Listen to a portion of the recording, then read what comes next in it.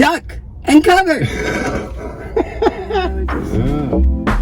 Hey, everyone. Hi, everybody. How many of you remember that from grade school days? Yes, duck and cover. Yeah. I don't remember it. If we did it when I was in school, I blocked it out. Maybe I was too scared and I blocked it out. That could be. Were they doing it during the Bay of Pigs? Well, that was in the 60s. I know. Did they start doing duck and cover then? I don't think so. Okay. No. Alrighty. Hey, everyone. Hi, everyone. Welcome to our studio and spending time with us today. We appreciate it. Lee! What? Duck and cover! Ah! Yes. It has come back to haunt us, duck and cover. 2 days ago, the New York City Emergency Management Department issued a review of what to do in the event of a nuclear attack in New York City. Yes, a PSA about a nuclear attack. They had a little video and told everyone what to do in the event of a nuclear attack. Of course, folks, I have to say that if there was a nuclear attack, a nuclear bomb on New York City, ducking and covering ain't gonna do the job. Right. What will do the job is putting your head between your legs. Never mind. I won't even go there. So we're supposed to do 3 things. So the announcement said 3 things. Right. Number 1 is get inside. But it said a car is not getting inside. That leaves the poor nomads out, doesn't it? What are we supposed to do? I don't know. I know. So get inside, then. It was unclear to me, Lee. Do they get inside before the big flash or after? I don't know. Yeah. But we're supposed to get inside. Yeah. Well. And not in a car. Well, you're supposed to get inside and stay away from any windows and get to a very secure place. Get to a basement if you can, I think. Well, the second number 2 is stay inside. Right. And go in the basement, make sure all the windows are shut, things like that, yeah. And number 3 is stay tuned. So get inside, and stay tuned. You're supposed to stay tuned to the media, social media.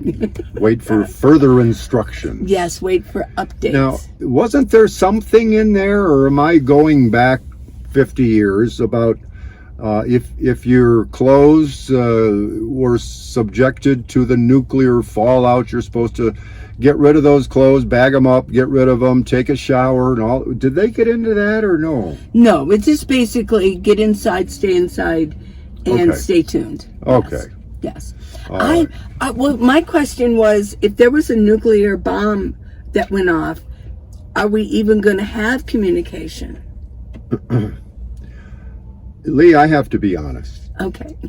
Be honest. I think the whole thing was utterly ridiculous. So did a lot of other people. Well, the New York Post made fun of it, for crying out loud. They did. And, I mean, what was the purpose? It blows my mind. I'm not sure if that was a mistake on someone's part or what, but it's because what they're reporting is that I think they're trying to they almost seem to want to keep scaring us. I don't know, but I believe that there was a show on Russian TV where some news anchors were laughing at the Americans. Is that right? And that's what was reported, and that they were laughing, and that once they send Satan to their big 7.5 megaton rocket, nuclear rocket, that they were laughing at us. They were laughing, but I don't know if that's really true. Oh, here's Abby. Yeah, Abby got a haircut, so we'll just show that. Yeah, Abby, come here, up here. Yeah, okay, get up here. There she is. She's a little bit camera shy. Yeah, I think. well, she's just that she's low, and if I mess with this camera could fall.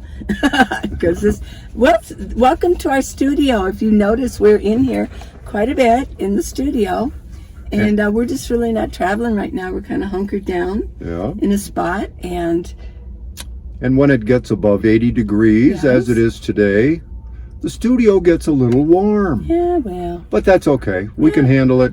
We can do that. So did y'all hear about this? And if you didn't, well, now you've heard about it. Yeah. Got some notes here. I have some questions. Okay.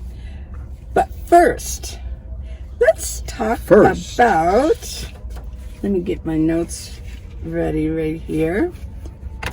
Let's talk about, what was that? Do you remember in school when you did the duck and cover? Oh, yeah. Okay, well, tell us your experience with that. I imagine many in our audience remember that as well. Yeah. I think it was very common, something that happened all across the country, as far as I know, that they would take 15 minutes out of the school day, and the alarm would go off over the PA system. What did they say? Do you remember what they said? Not exactly.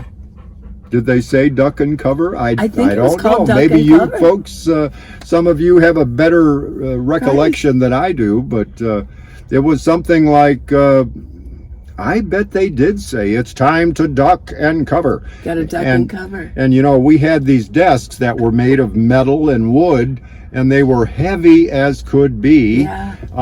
And so that meant get underneath your desk and cover your head. And they were preparing for a possible nuclear explosion and wanted us to be safe, which, again, at that point, I feel it was a little ridiculous, but we didn't know any better, so we did what we were told. Well, maybe being on your hands and knees like that was sort of a prayer, too. Was what? Prayer, sort of being in prayer mode. Oh, that could be. Yeah, that could be, sure. And they had to put your hands over your head. Absolutely. Yeah. So yeah, I don't remember it, but our age group talks about that a lot. And the film, it was a government film. Yeah. So it's kind of funny.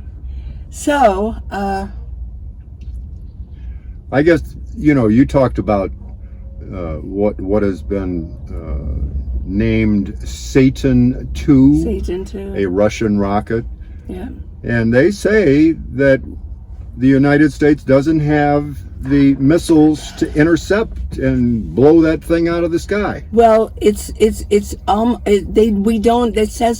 that we don't have the proper updated equipment to detect. Oh. It's sort of like a secret thing. Yeah. Sometimes it is hard to detect Satan when he's around, isn't it?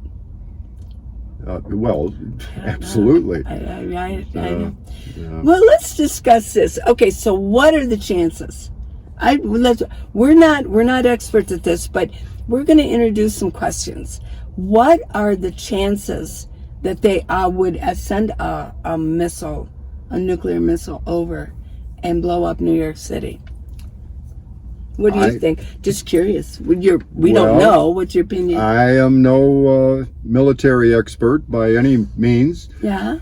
But I think the chances are little and none. Because you know what's going to happen if they hit us with a missile. There's going to be 156 missiles going right back at them. I know. And the world as we know it will be over. And we're not trying to create fear here. We saw this news story and went, well, what? We're not Really? creating the fear. We're just reporting what we've heard and what you've heard out there. And I thought we'd have an adult discussion about this. And we might add some humor. We're not laughing at it, but you know us. I mean, sometimes laughter is the best medicine. So, we like to take a more light-hearted view of things. Then I actually was accused about, you shouldn't laugh about that. Sorry, but we take a light. I know this is how we deal with it. Lee, there are things that are out of our control. I know. What can we do? But if we're just going to duck in cover and hide in the corner, What good does that really do? Yeah. So I'm going to take a lighthearted view on a lot of this stuff that we're hearing. Yeah. Okay. So can we intercept it? Well, according to some experts in Russia, we don't have the capability. Do we have the capability? Maybe they're just, maybe they're just trying to scare us. And we actually do, but they said this. I don't know. So if you know, what's your opinion? We want your opinions on what's going on with this. I must say, and I, as I said, I'm not an expert by any stretch of the imagination, but if they wanted to do something to really disrupt our country, I would think they'd be more likely to use what is called a dirty bomb. Which a dirty bomb would be much more difficult to determine who really did this. And as I understand it, a dirty bomb could be contained in a panel truck, much like Timothy McVeigh used in Oklahoma City. But they can park it on a street corner and the thing blows up and there is nuclear fallout from it, but it's not a very, very destructive blast at all. It seems to me that that's going to cause panic, and that would really do a job, I think, rather than mass destruction of property and buildings and the city itself. It would make more sense to me to follow the directions that they gave in this public service announcement, to go inside, stay inside, and wait for further instructions in the case of a dirty bomb rather than a nuclear explosion. If there's a nuclear explosion, it's not going to be nice at all. Well, duck and cover, I don't know. So I don't see that happening. But that's just me. I don't know a thing. I know nothing. And I thought we all got rid of most of our warheads way back.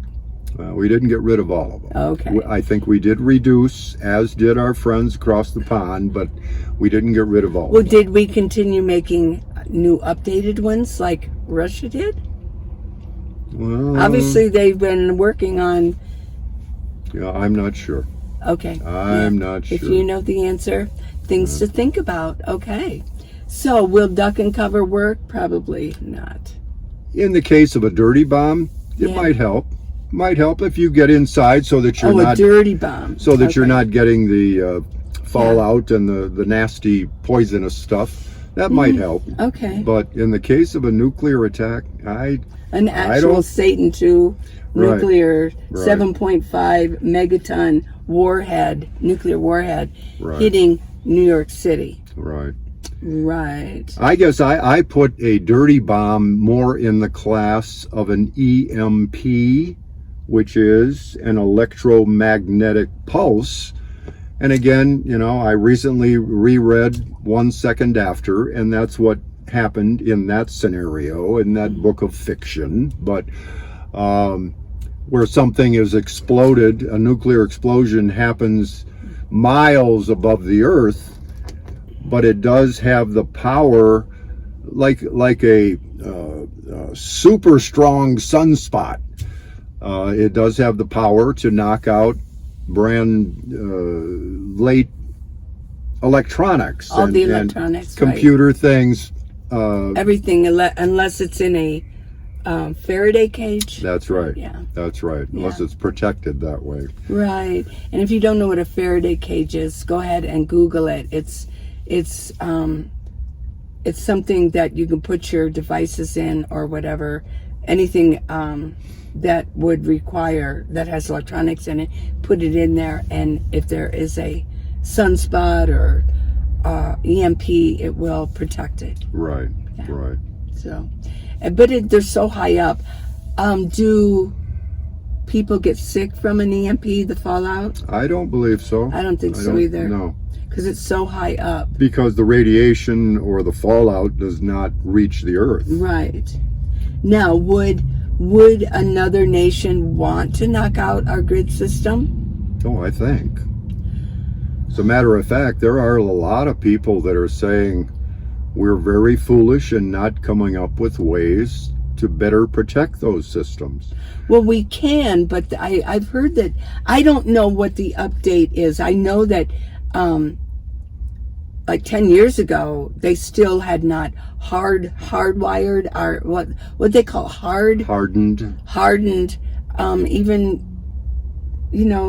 basic, like the military computers and right. things like that. They hadn't done that, or even Air Force One.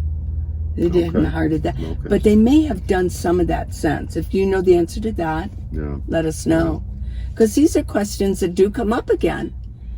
Yeah. Sure. Yeah. Now, Lee, do you know, we're kind of chuckling about these instructions, this public service announcement. What happened in New York? Did they care? Did they just, like so many other things, New Yorkers just let it roll off their shoulders, and so what? I could not find anything on that. Okay. Nothing has been reported. I'm sure some did, and some laughed about it, and some thought, oh my gosh, they're probably, trying to bomb shelter a bathroom inside of their... Who knows? I know. Who knows? I know. So an EMP, electromagnetic pulse, it will knock out, if there was enough of them over certain areas, like how many do you think would knock out the entire United States? 5, 6, 7. 5 or 6 strategically placed over to knock us out. And it would take a long time to get our grid back up, right? Well, even automobiles, for those that haven't read some of the fiction that we have, but this fiction does have some truth in it as far as what really happens. Modern automobiles, if you folks recall the days of the carburetors in a vehicle and point system, the electronics in a vehicle, things from that point back would still work, but none of our modern vehicles with the computers and so forth, they would be knocked out. Right. If an EMP goes overhead, everything stops. Planes fall out of the sky, literally. Yeah. And your car just stops, and everybody's stuck on the highway. Yeah. So it's like you run out of gas, essentially. Right. So. Exactly. That's pretty crazy. Yeah. Our computers won't work. Right. Well, that's what that said. And stay tuned. If there was an actual blast, what are you supposed to stay tuned with? That's right. A ham radio would work. Right? I believe a CD. So. Yeah. Yeah. Now, do you know what year it was that they started putting the electronics in cars? Like, what year backwards would be good? I wonder.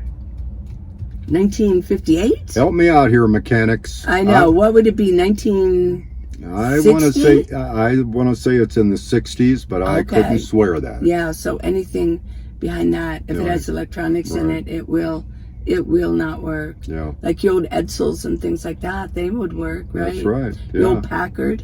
My dad had a Packard. I know. It was gray. It was kind of weird looking. I bet my dad, I can't give you the year, but I bet his DeSoto would still work. Yes. Yeah, we had a Packard. I think after that we started going Buick. Okay. My dad was a Buick kind of guy. Yeah. What was yours mainly? Plymouth. I can think of more Plymouths, and I mentioned DeSoto. Plymouth Chrysler products, basically. Oh, my aunt and uncle, they would have loved you. Oh. My uncle and his kids worked Chrysler. They retired from Chrysler. Okay. Oh yeah. Okay. Yep. So, I actually had a Pontiac for a while. It was a 1985 Pontiac Parisian. I know. That thing was like a boat. It was like a tank. And it was metal. Hey, people kind of got out of my way. And it had a V8. Yeah. People thought they could go around me, and I won't talk about it. Of course, back people then... go, oh, she's a hot rodder. But sometimes, every once in a while, they try to pass me. I'm like, you have no idea what this car can do. And I showed him what it could do. And of course, back then, you didn't need to worry about gas consumption because it was 25, 35, 45 cents a gallon in those days. This wasn't that long ago, dear. Oh. I mean, probably about, 7 years ago. I had a 1985 Pontiac. Nice. Parisian, yeah. And it was metal. And it was a good shape. Original interior, plush interior. Mm-hmm. Cool. Okay, cool. Okay.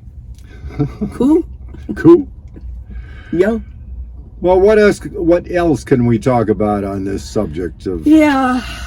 Well, it seems to me, after reading the New York Post about how Russia and the news announcers were laughing, it seems to me, I don't know if it's true or not, but it seems like the media and the powers that be are hell-bent on making everybody hate each other. We're supposed to hate Russia now. Yeah. I don't hate Russia. I'm sorry, but I don't. I don't hate Russia. I don't hate the Ukraine. But they're not only pitting races against each other, sexes against each other, regions against each other, age against each other. They want us to fight, and now they want us to hate Russia. Not Putin, but the people you're talking about. Well, they want us to hate Putin and everything associated with Russia. Yeah. I don't know. Okay. It just seems like, I don't know. And that's the impression I kind of get, that this is going on. Because they want us stressed out and they want us to fight and show hate instead of love. That's unfortunate. Yeah. Very unfortunate. Well, I mean, do you feel that sometimes, that it seems like that's what's going on? Oh, definitely. Yeah. Sure. Yeah.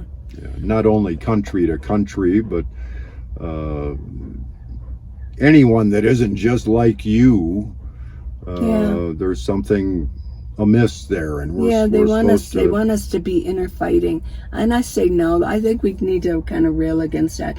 Now, I do believe that we have some issues coming up with cars and food, and the reason that I want to mention the car issues is because there's a lot of you nomads out there, or wannabes, who want to get started, but you say, I can't find any minivans or vans. Used cars are becoming harder to find because new cars aren't out there. They're not producing new cars like they were, and there's a real reason for that. Mm-hmm. Yep. Which is? Because it all kind of culminated 2 years ago. The food shortage and the car shortage kind of culminated 2 years ago when the pandemic started in 2020. Yeah. There were a lot of farmers who had to dump tons and tons of milk, and they had to euthanize their livestock, and they had to dump any extra grains that they had because they couldn't keep them all. Okay. Because there was a lockdown, schools closed up, restaurants closed up. People stayed home. People stayed in. There was a lockdown, and there was the demand for all these products was no longer there. Right. In high form. So that was the first step in the real predicament that we're coming up to. Now add on this conflict going on in Eastern Europe with Russia and the Ukraine. There are now sanctions on Russia, and I'll let you mention what comes from Russia. Well, they're one of the biggest wheat producers in the world. Yeah. They produce a lot of oil. They have a lot of oil for sale. I believe that the Ukraine is also a very large wheat producer. Fertilizer, whatever all ingredients go into fertilizer. So there are things that are not being shipped right now that we use a lot of. Right. Well, as far as Russia goes, we're dealing with the precious metals. They come from Russia. That's nickel and palladium, Oh my gosh. We cannot manufacture cars without that. We can't do it.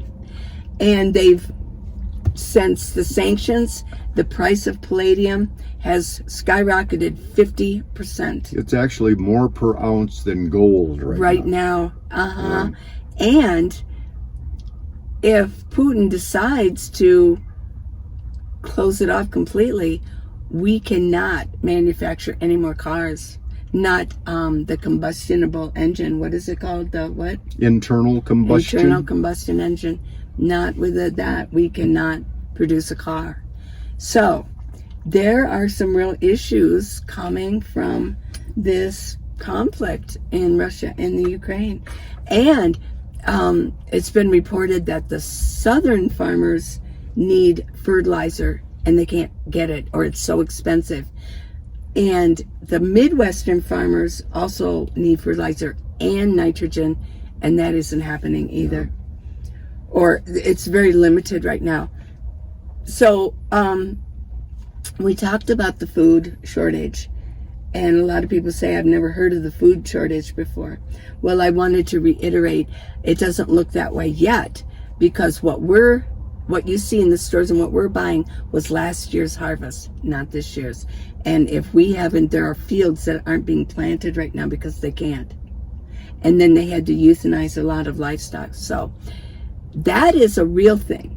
And I'm not going to laugh about that. You know, that's a real thing. I don't know, the duck and cover, I'm not so sure. But yeah. So that seems a little bit foolish. But you know, something just occurred to me. What? We talked about the inability without the right supplies to produce a internal combustion engine. Right. And what is being pushed really hard right now? Think about that. Electronic vehicles. I wonder if you can build electronic vehicles easier without some of those products that are getting hard to come by. Well, they better start making a lot more stations if they do, because they do not have enough stations. In fact, here's something that we have discussed, is if we're being told to turn off our air conditioners because the grid can't handle it, how are they going to handle millions and millions and millions of cars into the grid system? I don't know. You weren't asking me a question, I hope, it was because a I rhetorical don't one. know how that would work at all. I know. So, yeah. and why do we talk so much about this? This really does impact nomads. It really does. Because you guys are trying to find, a lot of you are trying to find new cars or new to you cars. Right. Yes. And so people, take care of your vehicles. And a lot of nomads have stopped traveling so much because they don't want to overuse their vehicle right now, because they don't know if they will be able to find another one. I know mechanics are really stressed out, and you have to really make appointments way in advance. What if your car actually breaks down completely or it gets crushed in an accident? Wow. Well, and you just went through that a few months ago yourself. And I'm like, thank you, God, for bringing me that vehicle. Yeah. Which is another reason why we have to really, really, really rely on a higher power at this point. He is in control. Oh, yeah. You know, you had mentioned, we were talking about prepping, and you said, well, who was the first prepper? Who was the first prepper that we know of? Joseph, son of Jacob. I know. I thought, remember in the Egypt. brain wasn't working there for a minute. That's okay. We've had a lot to think about, and we've been both writing, and we've been both discussing what's going on and exercising. Oh my gosh, yes, we are. You more so than I, but still. Yeah. I know, if you know sign language, yeah. We're kind of picking up on sign language too. A little bit. Yes, we are. Today, in my case, a little bit. Today we went to the restaurant. Yeah. Drank some coffee. Okay, so Joseph. Joseph, maybe if you know a previous a prepper that we would know of, go ahead and let us know. But yeah, Joseph in Genesis 18. Oh wow. Is it Genesis 18? Yeah, I couldn't say for sure. Okay. Well, anyways, yeah. Where it was the 7 years of the Pharaoh had those dreams. 7 years of plenty. And then he had the dream of this really skinny cow. There was a fat cow and then a skinny cow, and it's sort of everything. It just sort of ate up everything. And that was 7 years of famine. So, yeah. So he knew to prep and put a lot of things away and get ready for the 7 lean years. So. Well, Joseph was sold as a slave and he was in prison. But somebody knew that he could interpret dreams with the help of God. And so the Pharaoh said, well, I'll try anything. And he brought Joseph in and he told him, and he made him, literally he made him so high, there was nobody above Joseph except the Pharaoh himself. And he ended up feeding his family because his brothers came who sold him as a slave, and he ended up feeding them. Not only his family, got back together, but the whole country. Yeah. Yeah. Right. Oh yeah, not even Egypt, but the lands around came to Egypt to buy. So that was how Egypt actually gained so much power, because they didn't have money to buy the grains. So what they did was they were hungry. So they just said, well, what good is this land to me if I can't eat? So Egypt gained a lot of land because they just gave it to them for the in exchange for the grain. Yeah, so Joseph cool. was the prepper. Egypt was prepping, yes, and it's starting to rain. Oh. How about that? It's been raining a lot, yeah.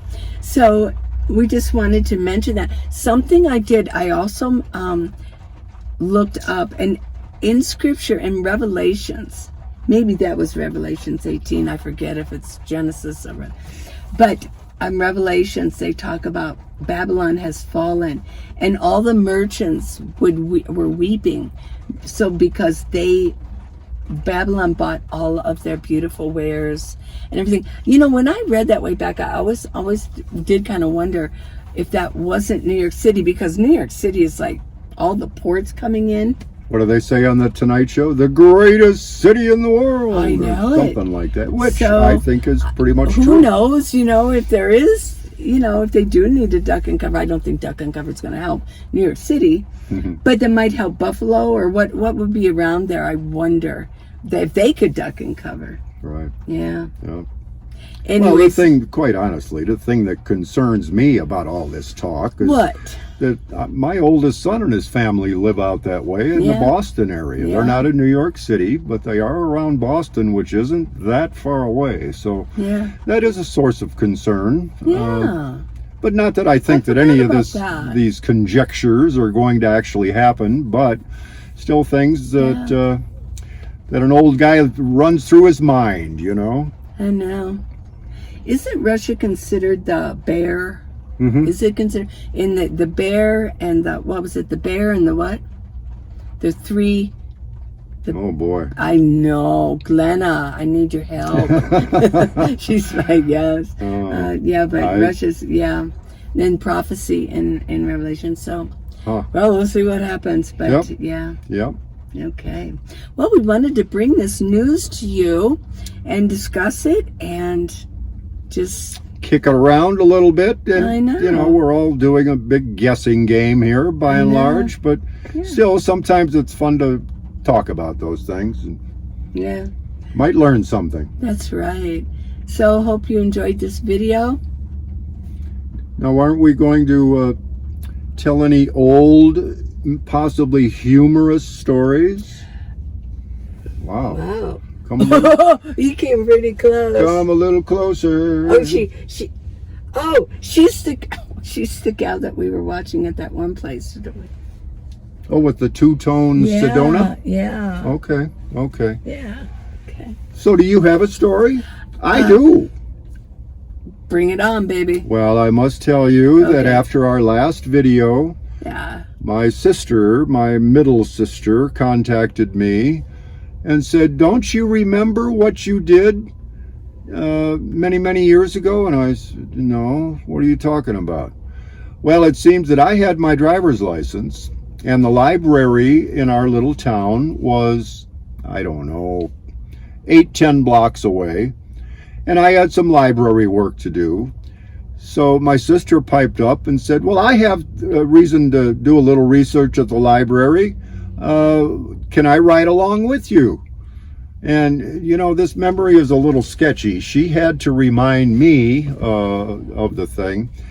But so anyway, I said, sure, come on. So we went to the library, and somehow I might think that maybe there was a girl involved in this, in my case, because I totally forgot and left my poor sister after dark sitting at the library 10 or 12 blocks from home, and she was not a happy camper, to say the least. Because she wasn't allowed back then to walk home alone? I'm sorry? Because back then she wasn't allowed to walk home alone? Well, she didn't want to. I mean, if I was 16, that would have just made her around 10 or 11. So, oh, wow, yeah. That would not have been good. So I was a bad boy, and she had to. You loved them girls, didn't you? She had a better memory of that occasion than I did. I tried to wipe it out of my mind, evidently. But I'm sure she forgave me. All is well. Brothers, right? What are you going to do? Brothers. I know I have. No, but you're close to your sister. Yes, I am. Very much so. Yeah, my brother and I were a little bit closer in age, so maybe that had a little bit something to do with that. But he's a good Joe. Well, his name's not Joe, but he's pretty good, yeah. We still talk and everything, so. Do you have an amusing story? Oh, gosh, in school. Oh, well, okay, here's one from me. All righty. I'm going to get my foot up here. I remember way back in grade school, I think I was only in first grade, you know, we had the kind of playgrounds that nowadays people would consider they're going to kill themselves. Oh my gosh. We didn't have the soft landing they do. We had metal bars. Well, it was one of those trapeze bars, and it was metal. And I wanted to get up there. So I got up there, and I don't know how I did it, but I got up there and sat down, and I couldn't get down. I didn't know how to get down. Well, it was pretty high up, and the bell rang. I was literally out there. I felt like the kid that had his tongue stuck to on the Christmas Story. Oh yeah. He was just, everybody else, no, come back. Well, I didn't say that because I was kind of shy as a kid. Believe it or not, I was shy, and I just was sitting there. I didn't. So none of your classmates came to help you? No. How'd you get down? I had to just be brave, but it took a while. Okay. It took a good 10, 15 minutes. I just sat there going, I don't know how to get down. I was afraid I'd jump and break my leg or something. It was pretty high up there. Were you in trouble when you got back to class? I don't remember. I don't think so. Yeah. I just probably did. Cool. I probably would have just cried and got away. I don't know. Yeah. All I remember is it was a flashback moment. I'm just sitting up there going, I don't know. Don't know if I'll ever get down from here. Well, I had to contemplate the whole thing. Like, what do I do? What do I do? Like we're doing now. What do we do? What do we do? Well, I guess I was a problem solver back then. I've solved the problem. There you go. I know. There you go. I know. So there's that. Well, I've got a bunch of stories being. She's got a million of them. I know, but that was one that was. It wasn't so terrible because I've got some terrible ones too. Terrible stories, but. Well, everybody, appreciate you spending time with us, and don't forget to subscribe and don't forget to let us know if you remember duck and cover, if you had to do the same thing. I know, duck and cover. It's resurfacing. Yes. Bye, everybody. Bye-bye now. Love you.